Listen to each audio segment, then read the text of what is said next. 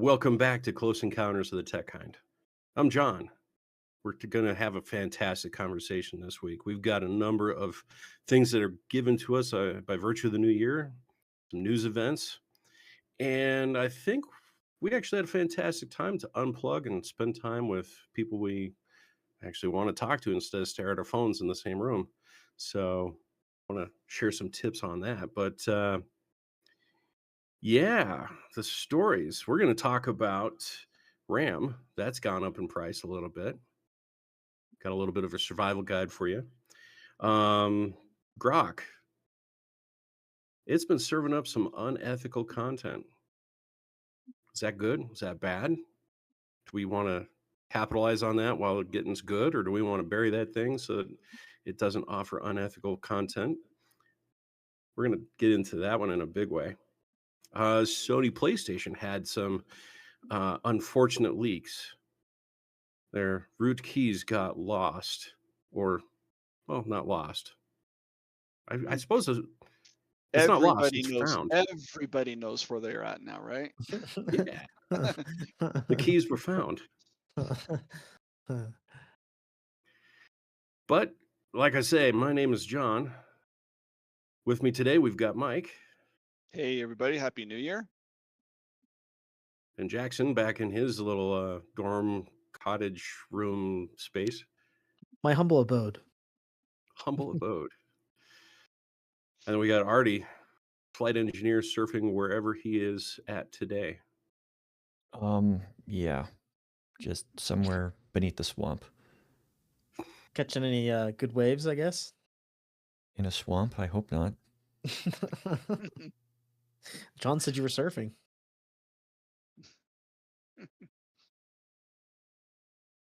Or You can surf wipeouts. any waves depending what you strap yourself to, right? Yeah, just get one of those fans, strap it to my back. You're rocking the fiber still, right? Always. Okay, so we should be good. Well, speaking of good, RAM is going up. That $90 kit that you were thinking of getting about a month and a half ago, 2 months ago, it's now $400. Analysts right now, they're predicting it's not going to get better. It's only going to get worse because the supply is there. The price is spiked because of demand, but nobody's going to be able to backfill the demand for over a year. New facilities aren't going to come online for a while. So all hail AI as it sucks up all the production capacity in the world. Hmm. How's that make you feel, Jackson? Well, I guess it's good. I wasn't planning on spending any large amounts of money soon. I mean, it was actually really unfortunate timing because I was hoping to build a server for my parents actually over the holidays. I was able to kind of Frankenstein together a desktop and got it running on some server tools for them. But I mean, it was really sad because I was like, oh yeah, I mean, a server's super easy to get up and running, especially for them. They just wanted, like a file server basically, and with a couple other functionalities.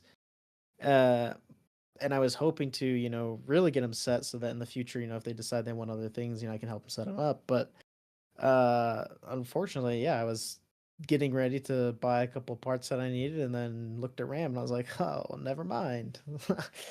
So, yeah, it's frustrating. And it's really unfortunate because I feel like PC building that's the way that I got into tech.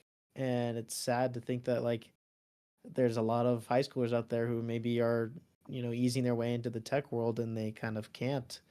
If this was their preferred way of entry, then I mean they can't really when RAM prices are up, 4 times, 5 times.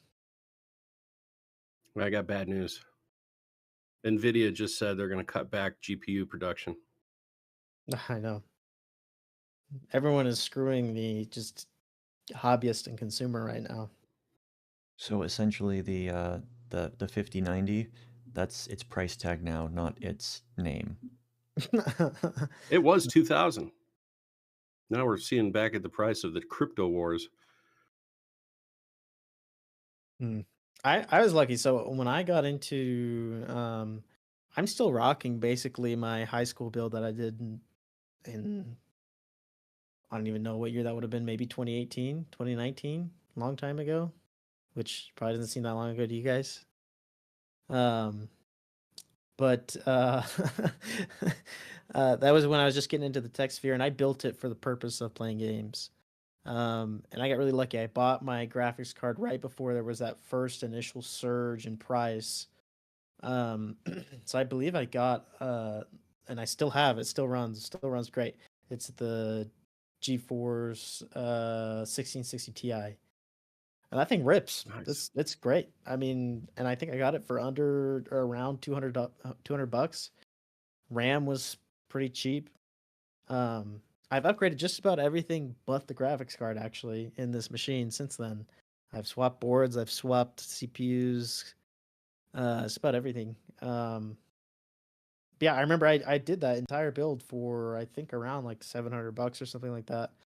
That initial build, and I mean, you can hardly get RAM and a board for that. Certainly not a GPU. So yeah, it's just unfortunate because I think about how long ago that was. And then seeing as how like I haven't even upgraded any like the graphics card at least just because of prices. They're really it's just shafting the common user. There's nothing they can do. Well, and I like where you came from with scrounging and building your deck from scratch using not top shelf equipment. I Yeah, think even that's at still the gonna be an time. option. Yeah, I mean even at the time, the 1660 Ti, I believe the 20 series was already out. Um I don't think 30 series was out. It might have been close to coming out. And Um it's good enough, Yeah, it right? was plenty good. I mean, I still use it, and I mean, I play the occasional game, and I can still run most everything on high to ultra. You know, there's probably a few of those newer AAA games, but I don't really care to play them anyway. That might have to bump the settings down a little bit. Well, there's one good thing that came out of this. Apple's RAM prices, they don't look exorbitant anymore. Have you built a system on their little configuration tool? Apple? No, like the iMac, or is that Yes. what they call it? Any system really. When you go to their store and you pick your base system and then you just configure it how you want it. No, I always So just why would I buy a Mac when I could just build a computer that does way better, you know? because now you can't. That's why. Yeah, I guess. So No, memory, and I mean, even if you were to buy through like Dell or Lenovo or whoever, I mean, I think I told you guys like, not too many episodes ago, recently bought myself a Lenovo. It was an older model, and the reason I did that was because I was looking at some of the newer ones. Um and you can't modify anything. It all comes soldered to the board. And I said, that's stupid. So I went back and found a discontinued model, but they were still selling it. They had a few left, and I went and looked again because I was helping a friend out. I was like, "Oh, yeah, man, you should get this model. You can upgrade everything in it." And they're not selling it anymore, which is super unfortunate. But I went and bought the old model, and the prices are insane. Like for going from like a 256 gig SSD to like a 512, it was like a $400 increase on the website. And I That's was about like, that Apple. is, yeah, no, and it's ridiculous. So, I mean, the hack is what I did is I just set everything to the minimum because I don't want to have to pay for that, and I just bought everything myself. And it's not that hard. Pop off the back, pop in some new RAM, and swap out your SSD, and you're done. So I gotta it's get you that T-shirt that says, "I void warranties." yes, yes. I can't tell you in the last month how many of those stickers I've popped while I'm trying to get to a screw. uh, yeah, it's anyway. The world of being able to, you know, cobble things together and build your own system is kind of dying unless you go for older stuff. And um, but then again, I mean, the older stuff is also still quite good. We might have You to know, or get look. that retro Commodore, I know Mike. that thing is looking appealing right now. yeah. 64K of RAM. Yeah, we better Jeez. get one before the price doubles on the thing. Right. I'm curious what the price per kilobyte is comparison. Hmm. Yeah. That's I know. I have a friend in my neighborhood that actually gave me his one of his computers that is like a workstation computer that he wasn't using anymore, and he like asked me like, "Hey, do you know anybody who could use this, put it to good use and everything?" I was like, "Well, what are the specs on it?" And well, he has 64 gig of RAM on it. I'm like, "I'll take it." Like Nice.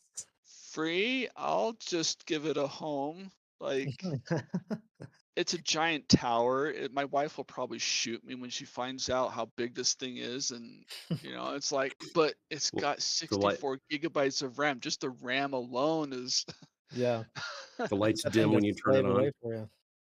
yeah, and but it's got, I'm not sure. It does have a video card in it. I'm not sure what exactly the video card is just yet. I haven't like dug in too much into it. You gotta Um, bake him a batch of cookies or something, because that's awesome. Oh, I've done some work for him to help him get his home network set up and everything. Okay. So, yeah. It's a good So, I So trade. mean, it's trade, it's not it's just good a trade. It's okay. good trade. Yeah. But yeah, I mean, it's like I've always wanted to have kind of a bigger, powerful system because there's things I've wanted to do with, like file server for the house, putting some media files. We've got family photos, family videos that we want to archive and keep and Hmm. have accessible and everything like that. I just never felt like I've had the system that could, handle all that. And now it's like, hey, this would be perfect for a lot of things I want to do. And so I jumped on it. And it's like, well, that saves me having to buy a bunch of RAM at least, for it. And I've got a couple of other systems too that's like, with everything all said and done, I can cobble something together that will, suit my needs. But Yeah, yeah, I'd that's like to it's just really disheartening and discouraging. I'm sure all of you are feeling it out there that, it's like, man, I want to build that system, my dream system I've always wanted to build, but now it's like this big roadblock of, you know, how do I overcome the RAM? Do I go for an older system, use older RAM, go to the local thrift store, and pillage it for all the Oh, they're all computers that are stripped. there and strip the RAM out of that? Like, No, you no, know, thrift stores and pawn shops. yeah, Once the RAM started going up, all the should we say enthusiasts went out there and acquired everything they could get their hands on. hmm. I should check the pawn shops around here to see what's there, but I don't doubt. I support you Yeah. in that choice. Hmm. That'd be a good decision. Yeah, I would love to see a home-based AI, but I mean, with all these large companies now putting the resource towards AI anyways, it seems like they're moving the goalpost on us. Like we can't run it ourselves now. We have to go to the Hmm. cloud. It's not cool. Also, add It's in the not what I fact that signed we up had for. the Windows 11 stuff happen. I mean, you've got to upgrade your machine to support Windows 11. Get rid of your old one. This feels like a one-two punch to anybody that uses computers or needs them. That you have to upgrade your machine or get a new machine. And some companies they don't budget in until the next year for that, and now there's no budget for that. Yeah, like I went on like an anti-corporate rampage over this break, at least mentally.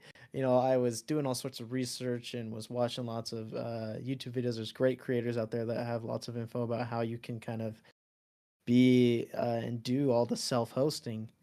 Um, and yeah, it just kind of lit a fire under me, and I've been doing everything I can to self-host all of these services that I've usually just been reliant on.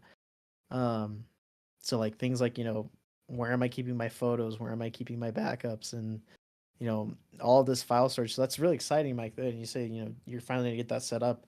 That's what I spent, a couple of days straight just on my break at my parents' house was helping him set up this file server. And my dad, he's competent enough. He's kept up with tech pretty well. Um, and so, he doesn't know all the ins and outs, but I mean, he knows, and he knows what it's supposed to do and what it's supposed to work. And so getting that set up for him, and getting him off of a lot of these corporate services was just, I think, a huge relief for him, and he loves it. He loves being able to have his own file server that he can now access from anywhere securely, and transferring files between computers. I mean, it's just it's a dream for him now. And so I think is this whole movement is pushing people to really do this. I mean, it's pushed me to be adamant that I'm not, I'm sick of paying for, or at least using and getting scraped my data, or having my data get scraped by all these AIs, just because I need to use their file storage. So anyway, there's my rant about my rave that I went on this last month. Ranting and raving. I tell you, it's an interesting time we live in because you've got uh, everything's centralized. There was one guy that made a joke. There's only 5 websites on the internet that people really visit, and they're all copies of each other. Like Like, Facebook, Twitter, just all of Instagram. They all have the same memes on them. yeah. Like you go there, the same content's available. But I'm watching they call it splinternet, or let's say it's the internet's fractioning. We've got geopolitical issues in the world. Countries don't trust each other, right or wrong. That's just the way it is. And they're all coming up with their own version of the internet. I don't know if that's a good thing. I think that's actually a bad thing when it comes to, the human species. Like we're trying to make the world a better place in general. A couple of people aren't, but whatever. Um, so if we've got a decentralization of corporate resources, like we start doing it ourselves, I think that's a good thing. Because imagine you hack into somebody's, you hack into Google. You get access to all of Google's resources. Now you've got everybody's information. But if it's all decentralized, it would take you more time to hack into all those. Yeah, and you can also think of it this way, though. If we advocate for decentralized network, kind of like that, it's hard to hack into Google because that's Google's job. They do that 24/7, is keeping up with the security in that. Now, that's not to say that they're impenetrable. That's obviously not the case. But I worry that once you decentralize, and a lot of these tools are easy to set up, but it's also very easy to expose yourself if you don't know what you're doing. So I'm all in favor, as long as the education keeps up with it. As long as people are still learning, hey, this is how the internet works, and so you need to be cautious in these ways. If we can do that, I am all in favor of, of telling everybody, yeah, just go and do it yourself if you can. Um, but I mean, they have to make sure they know what's going on, or I think it can come back and actually bite them in the butt. Hmm. Yeah, it's an interesting time we live in. The world is evolving to something. I've been trying to figure out what it is. I don't. I know we're on the edge of something. AI's taking over. Robots are turning into a thing we've talked about in previous episodes. So I'm not going to dive in here, but just got to keep our eyes open. Subscribe, anybody that's listening to this. Subscribe. We're going to keep talking about how to look for and where the trends are taking us and where life is going to be in the next few years. So I'd love to be ahead of the curve instead of just reacting to the changes. If I had known about RAM, oh my, I would have bought Oh, some RAM. I'd be Hmm. Put it swinging next to it. my gold bars and Bitcoins. Of course, you need gold bars and Bitcoins to I didn't I didn't predict those either, so I don't have that. But should we switch over to Grok? What's Grok done now? Grok's been naughty apparently. Bad Grok. Who's got that one? I Artie, is had that that you? one. Yes. So essentially, what has been going on the past week or so, people have been uh, they took some filters off of Grok, and one of those filters was the what essentially accounts to making deepfakes of people. People were like putting up a an image of themselves and saying, "Hey, can you put me in a suit? Can you put me in something else?" And then, of course, as is some people's want, they feed it other things as to wearing less. And Grok now has, for the past week or so, been serving up all sorts of both unethical and downright illegal images. So it went from you can't copy people to now it's making copies of people and turning into not safe for work content. Yes. That's fantastic. There's a theory that, when a TV show starts going downhill, that's when they turn on the should we say, lustful tendencies. They'll have actors and actresses wear less and all those base things. Hmm. Wonder if that's So true with AI. When it's dying, they'll switch that switch, and it's on its way out because it's catering to the, less evolved brains. so this goes along with last week's discussion. Who's accountable for this, Artie? Right now, it seems like nobody is wanting to take accountability for it. Hmm. Yeah, you pose a good question. I mean, if it's generating illegal content, who's responsible Who for it? who goes to jail? Right. Who does, like Will Smith eating spaghetti? Who does Will Smith sue? I forgot about that. I mean, It so was so bad. I think Generation 1 of that. it's either Netherlands or or yeah, the Denmark or Netherlands. No, um, one of the two countries, they passed a law that was a um, digital right. You have the right to anything about yourself online. So if somebody posts an image that you don't like, you can have it taken down. If it's not taken down, there's legal recourse for you. And does that And include your likeness? your likeness, your voice, it's basically everything that we need in a law over here for protecting individual citizens' rights. And we do have some, thanks to Hollywood and some of the stuff that has happened over there. Like, I believe it might have been during a show, it might have been something else, but you were talking about, what is it, Crispin Glover, John, and Hmm. his Yeah. lawsuit. Oh, that goes way before AI. That just goes to likeness and character Hmm. performances. Can you But share you that know that one, story again? Jackson? Yeah, I can do that. Jackson, you remember that one? I don't.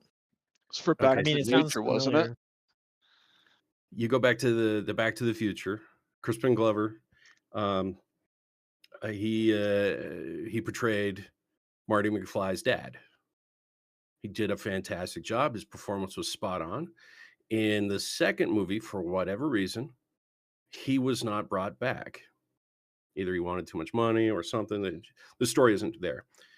Either way, he wasn't the actor that was put there. So they hired somebody else that looked like him, taught him to walk like him and talk like him, and then hung him upside down from the little hoverboard thing to make it look like more like him. So any discrepancies wouldn't be him. Um, so he sued. He said, "You played me on the movie, but you didn't want to pay me for me doing me in the movie." And he won. Hmm.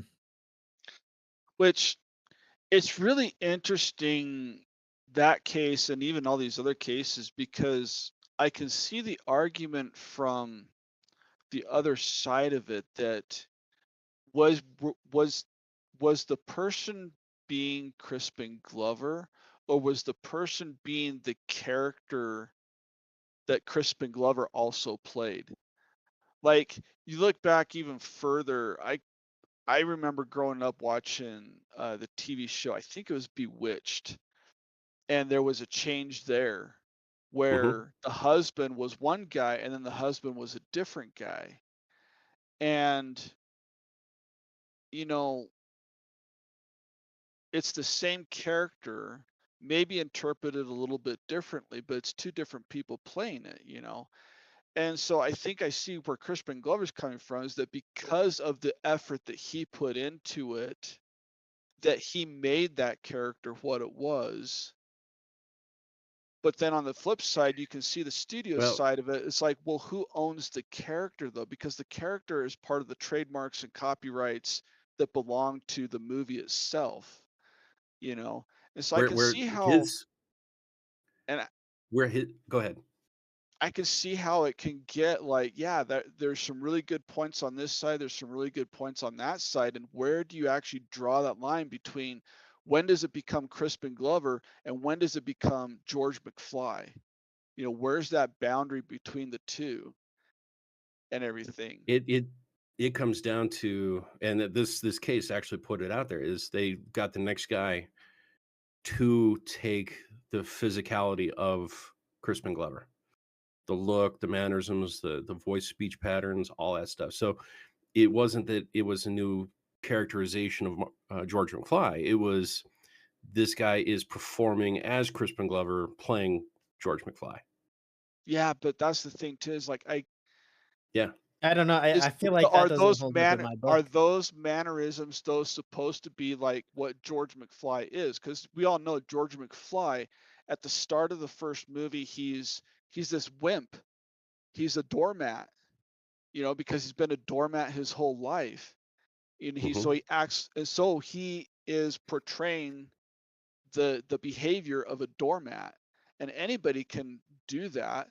Like it'd be really interesting to see like and can't do it because you know Robin Williams is gone, but I've always seen like a lot of similarities between like Robin Williams and Jim Carrey in the way that they're very physical and they can be kind of just off the wall and everything.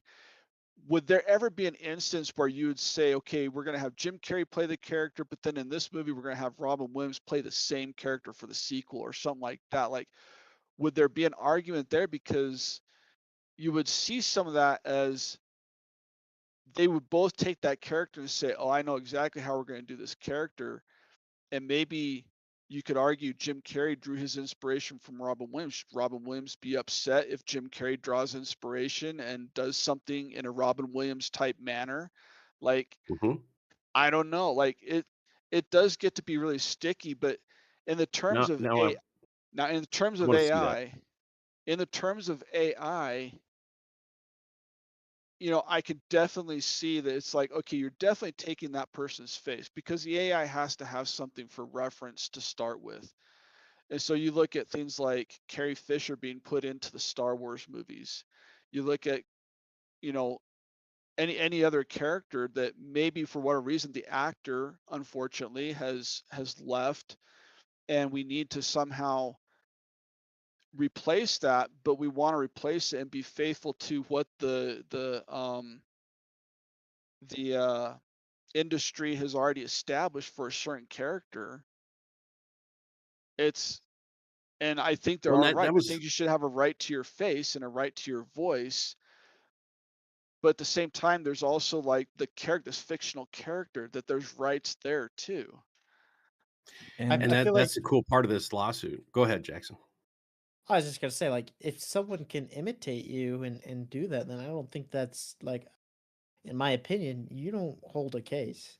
Now, if they're in the case of like Carrie Fisher, where they were literally like digitally reconstructing her face and her voice or whatever, um, then yeah, then I would think, they have the rights to that. That is them.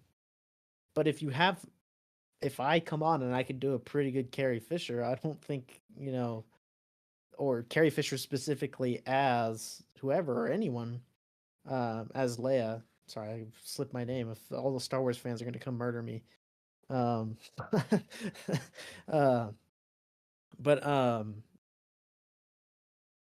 sorry, I lost my train of thought. Basically, I think if you're doing an imitation, then that's totally valid, even if it is because it's whether or not it's to fulfill the role of a character. Um, I I don't see any issue with that, and I don't think that's something that someone should be able to claim and say no. That persona that I created, you can't take that or you can't um, imitate that. I don't think that's fair. Okay. It's Well, and So this this came is down this is a to subject that I actually go have ahead, a little bit of knowledge on.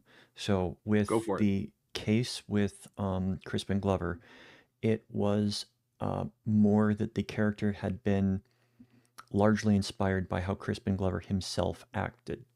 Like that was a lot of him in that role. And the fact that they had passed him over is what led to the lawsuit and basically just said, no, we're just going to replace you. And the replacement was basically Crispin Glover in a mask. right. Um, with Bewitched, uh, Dick York suffered a back injury and had to get replaced. He wasn't able Hmm. to. In his later seasons, he was um, very heavily medicated, Hmm. and he could not do anything more than just like sit or lay down in scenes. Um, and with talking about Princess Leia, that's a different one. Both She gave rights. yes, she gave rights, and same with James Earl Jones. They gave the you want to use my character's voice because it's iconic. Character's look, it's iconic. You can for these movies, just don't make them bad. Well, And okay. Yeah. that's yeah, So oops. when coming back to what we've been talking about with Grok and creating these images based on the people and the laws surrounding that, we just need something that will allow us to have rights over how we look, how we sound, and even how we act, because all of that stuff can be replicated with AI with enough training. Like going back to Robin Williams, you can feed all of Robin Williams' performances, all of his stand-up, into a machine, and it can spit out something that acts, looks, and sounds very much like Williams. Yeah, And I like Mike's perspective. I would love to see Robin Williams try to be Jim Carrey. I would like to see It's one Robin of Right. those Williams have tried to do Ace Ventura. that would have been That hilarious. I mean, yeah, yeah. And there's another thing too, is like I could understand it if the production and in the casting and in the notes it just says George McFly has been a doormat his whole life. And that's the only thing you're given about him. And then it's left up to the actor to fill in what he thinks his interpretation of that is. Then yeah, I could totally understand it. Like, hey, he did all the work to come up with this backstory of sorts in a way of like why he is the way he is, how he acts, and all his mannerisms and everything. On the flip side, if it's actually written into, it's like, okay, George McFly is a 5'8" guy with dark hair, glasses, dot dot, and like fully lays out the full description, then there's some ownership in that based on the description. Um, Well, the cool part is, and not to cut you off, because you're absolutely giving the studio's perspective. It went through the courts, it and did, this was monumental because it forced precedent that even though the studio has rights to the characters, it's the actor who built that character. They own it. That's why when Disney walked away from what's his name, Jonathan Winters, um, they had to completely cancel part of the Marvel's new movies because you can't replace him. He's the only right? one that's I know. It's allowed like, to play that character. I mean, if I were to Jonathan say, Winters? Jonathan Winters. No, not Jonathan Winters. Not that guy. What's his name? the, Kang the Conqueror. Oh, okay. I was just like, where was Jonathan Winters in the those movies? Because Jonathan Winters. Yes. That would have been fun. Yeah, That he would have That'd been made them fun. hilarious. now we gotta Wait, make who is that. it? We gotta make that get on Grok quick before it goes away. Who is it you're thinking of? Oh, Kang the Conqueror. Who plays that? Uh, oh, Jonathan But Majors. there That are Jonathan Majors. yeah, there's definitely some people out there that they played their roles so well that they became the de facto. Like, if I were to ask AI, paint me a picture of Indiana Jones, who is it? Like, I suspect that because of all the culture and all the media, that that character is going to probably look like Harrison Ford, Yeah. or at least have a resemblance to it. You know, if I say Not Jonathan Wolverine, Winters though, right? not Jonathan Winters. If I say Wolverine, it's going to be Hugh Jackman. It's going to be, these people that, like, we've just always identified these people. Now, an interesting one would be Peter Parker, because over the last couple decades, we've had what, three different Peter Parkers at least. Or yep. So four, yeah. So I mean, there's an example right there of where it went right, because now it's like four different interpretations of Peter Parker. Yeah, but those went into the whole storyline is different than they Yeah, it yeah. wasn't like they did part 2 and then found somebody who looks exactly like Toby Maguire to walk like and talk like and well, how do move we like. feel about in Harry Potter, Dumbledore? They had an actor change. Yeah. Mhm. And Regretfully, But that's the right way to do it. in general, like, there were some similarities between the two, but there were some key differences as well. Yeah, You But he know. I wasn't agree. trying to play the guy that did it before playing that role. He Hmm. was trying to Richard play the role. Harris. Yeah. Yeah. Like that, I think that that comes down to it, and I think that that is absolutely germane to this Grok conversation, is Grok imitating a person is wrong on all levels. I But we agree. should own the intellectual rights to our presentation, who we are in the real world. It's not up for somebody saying, "Oh, you signed a dotted line. We own your likeness in perpetuity and can include it in all advertising and marketing materials henceforth," just like Disney does when you agree to go in their park. Well, but even at that, like, if other people are using the likeness, it comes down to, who are they going to get in trouble with? Are they going to get in trouble with the person themselves? Are they going to get in trouble with Crispin Glover? Or are they going to get in trouble with the studio that owns the rights to George McFly?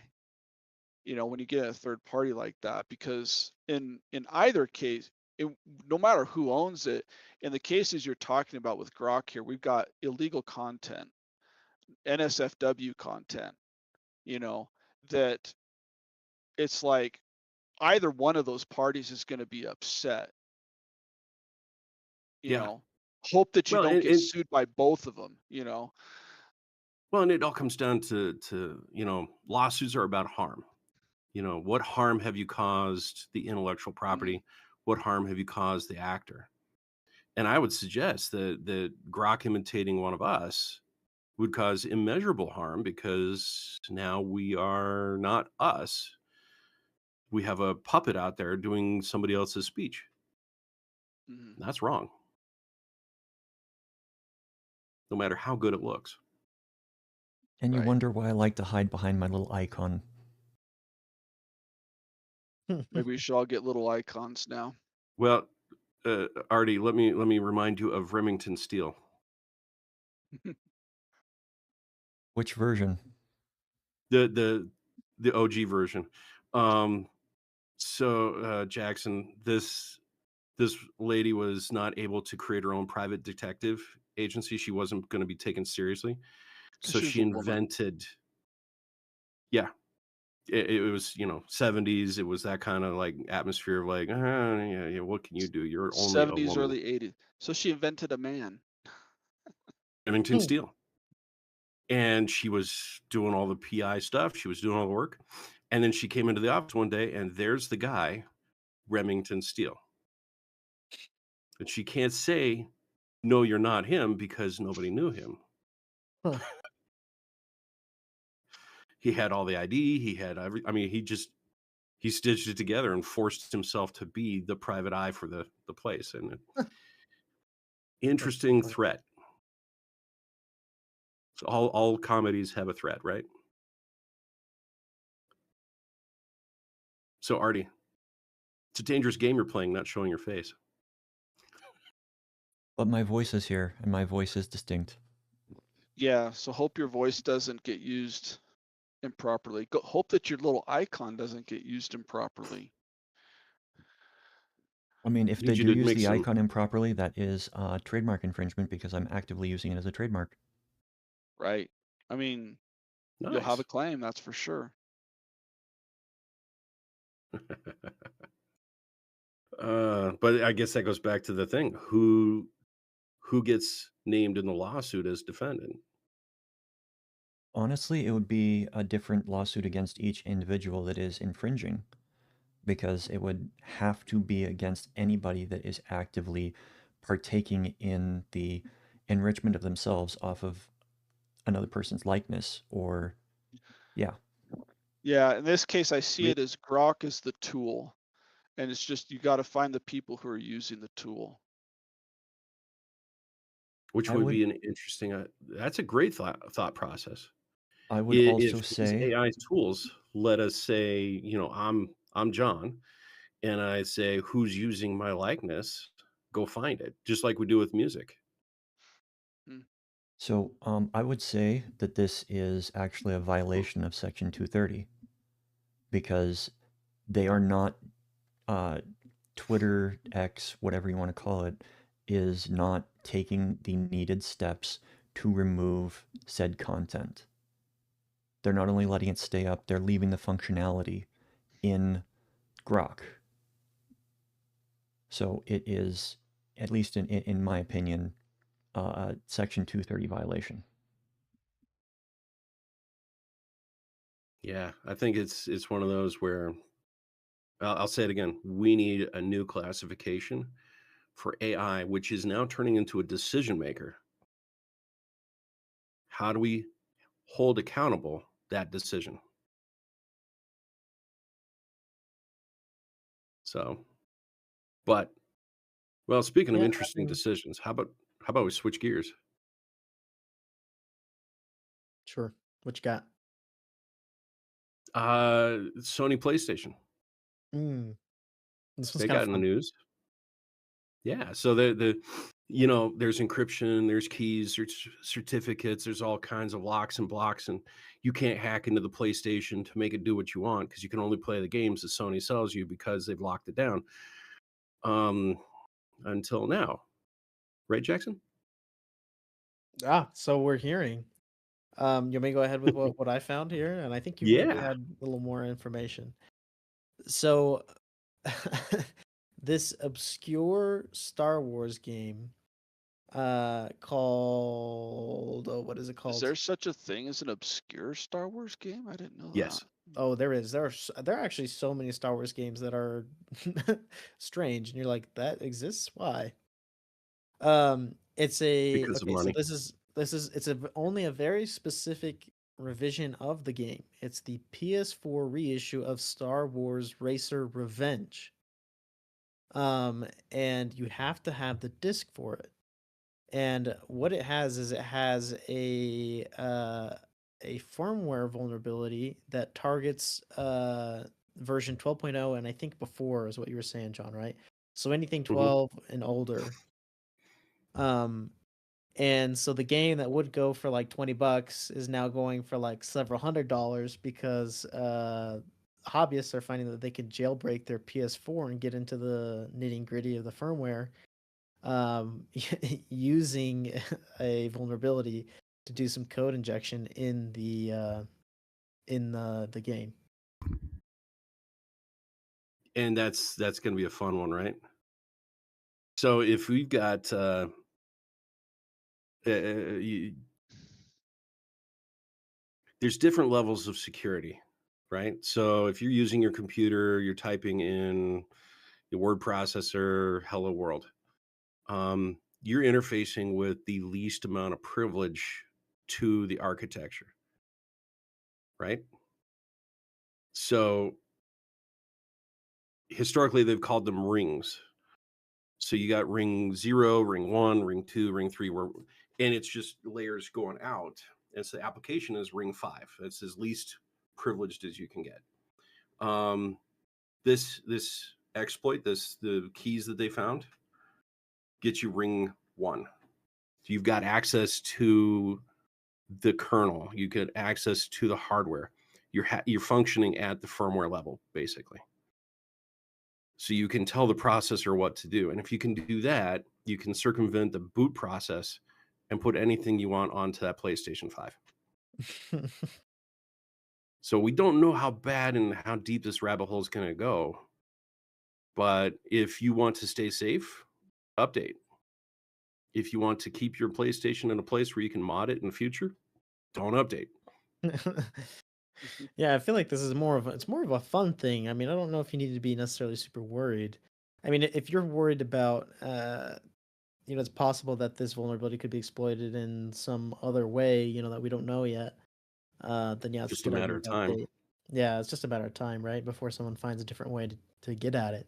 Currently, it's through a old Star Wars game, but tomorrow, who knows? Well, the So, method yeah, that Star Wars game brings can be duplicated with enough time and effort. right. I mean, nothing motivates should we say tinkering community? Nothing motivates them by telling them, no, you can't. Yep, We've that's locked it right. down. Mhm. They're like, no, watch this. I mean, there were some mod Right. chips for the old PlayStations. There was mod chips for Xbox. There's all kinds of places. There was one that I saw where you take the actual chip and it tells you exactly where on the chip, what size diameter hole to drill, and how deep to drill it to circumvent the security chip. No way. Wow. And they did this by X-raying the chips to see the leads on the outside. And so to get to the ball on the bottom, you can't. But you can go through the epoxy of the chip to sever the connection between it and the TPM or the equivalent of a TPM on that. That takes so much effort to just Yeah, it It's did. I love the open source community. I absolutely love it. The things that people like, I don't have any time to do any of this, but thankfully someone does. And usually they'll just post it online for free. And I just love that. I think it's so funny. And that's going to be the so I'll make another prediction here, guys. I think that's going to be the split. We're going to have the AI versus open source. Yeah. You're going to have the garage developers, you're going to have the small company developers, and they're not going to make big waves like AI is going to build. AI is going to have 60% of the market, and open source is going to take the rest. So I'm talking like Linux or reviving old copies of Windows 7 or that old Macintosh that's laying around. You just boot that thing back up, bypass the Apple ID, and you got a system. I'm not suggesting people bypass the Apple ID. No warranty expressed or implied, and void where prohibited. Um, but I think that's going to be where we're at. Is the tinkerers are going to have a bigger following, and big companies are just going to rally around this AI thing that they don't even understand. What do you think, Mike? I think that I don't know. It's gonna be interesting to see where consumers really fall. Are they just gonna blindly go along with whatever companies provide, or are they actually going to think about what they really want and how much control do they want over their devices?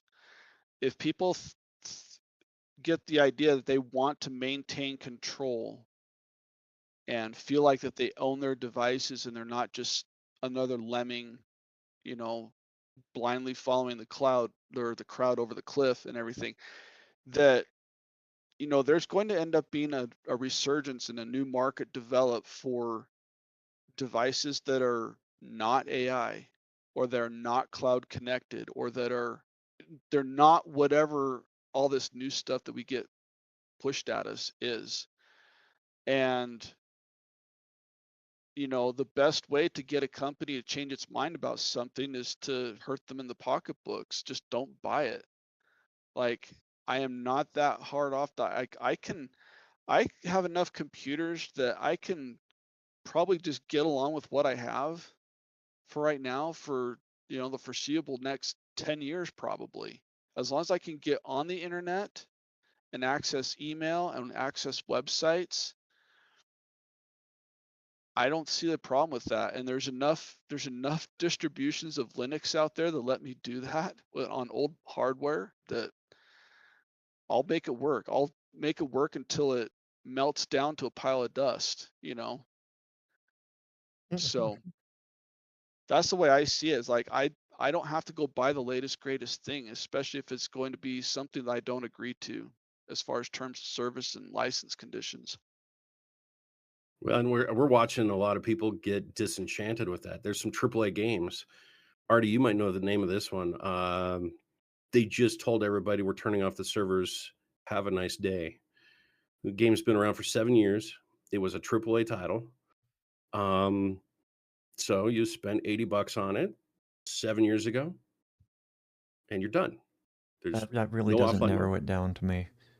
That happens. That's like so common, Yeah, and it's one reason that the "Stop Killing Games" thing became prominent. and we talked about it in a previous podcast. But I think people are going to get disenchanted with that, and they're going to stop investing in those companies and that philosophy. They're going to start investing in alternatives. So we talked about where we're going to go with AI. I think we're going to see a revival of the human condition where people generate and start their own projects and open it up to the community and let them do it. It's not going to be great big. We're not going to see the 10 million adopted users. We're going to see a couple thousand. Still going to be great work. People are going to still do good things. There's just going to be a lot more of it. He's got to figure out how to sift through the wheat to get to the wheat. Yeah. The chaff to get to the wheat. There you go. I love mixing those up. Sift through Or the sift through slop. the wheat to get to the sugar. If you're Sift talking through the about breakfast we go. slop. cereal. Yeah, remove my cereal from my sugar and let me have my breakfast the right way. Yeah. Bowl full of sugar. But really it comes down to sifting through the slop, and the slop ended up becoming a word of the year for last year for all the AI stuff and for good reason. So, Rightly so. yep. Well, here's to this upcoming year, guys. May it be filled with less slop than it was last year. Amen. We'll see how it goes. Until next time, I'm John. I am not AI. I'm Jackson. You stole my line, Mike. Gotcha. Now you stole his.